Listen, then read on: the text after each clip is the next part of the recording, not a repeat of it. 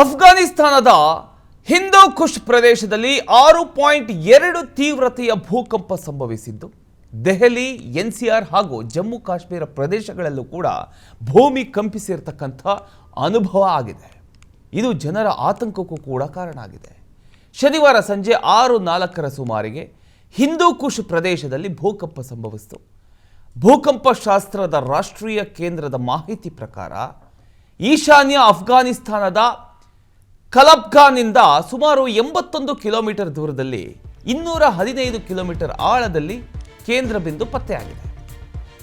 ಅಫ್ಘಾನ್ನಲ್ಲಿ ಭೂಕಂಪದಿಂದಾಗಿ ಪಾಕಿಸ್ತಾನ, ಉತ್ತರ Bharat, China, Tajikistan, Uzbekistan, Kyrgyzstan ಹಾಗೂ ತುರ್ಕಮೆನಿಸ್ತಾನ್ ಇವೆಲ್ಲ ಸೇರಿದಂತೆ ಹಲವಾರು ದೇಶಗಳಲ್ಲಿ ಭೂಮಿ ಕಂಪಿಸಿರ್ತಕ್ಕಂಥ ಅನುಭವ ಆಗಿದೆ.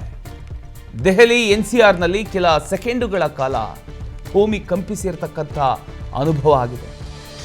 ಜಮ್ಮು ಮತ್ತು ಕಾಶ್ಮೀರದಲ್ಲೂ ಕೂಡ ಬಲವಾದ ಕಂಪನಗಳು ಕಂಡು ಬಂದಿದ್ದಾವೆ. ಈ ಒಂದು ವಿಚಾರಕ್ಕೆ ಜನ ಭಯಭೀತರಾಗಿ ಮನೆ, ಕಚೇರಿ ಬಿಟ್ಟು ಬೀದಿಗೆ ಓಡಿದ್ದಾರೆ. ತಕ್ಷಣಕ್ಕೆ ಸಾವು ನೋವುಗಳು, ಆಸ್ತಿ ಪಾಸ್ತಿ ಹಾನಿಯ ಬಗ್ಗೆ ಇನ್ನೂ ಕೂಡ ವರದಿಯಾಗಿಲ್ಲ.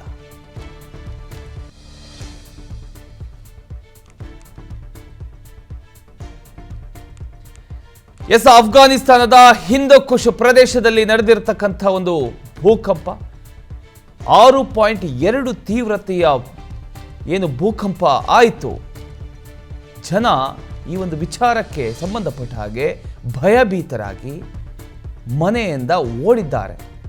ಇನ್ನು ಎಲ್ಲೆಲ್ಲಿ ತೊಂದರೆ ಆಗಿದೆ, ಎಲ್ಲೆಲ್ಲಿ ಅಪಾಯಗಳಾಗಿದೆ, ಇದು ಇನ್ನೂ ಕೂಡ ವರದಿಯಾಗಿಲ್ಲ. ಗೊತ್ತಾಗಬೇಕಾಗಿದೆ ಏನಾಗಿದೆ ಅಂತ.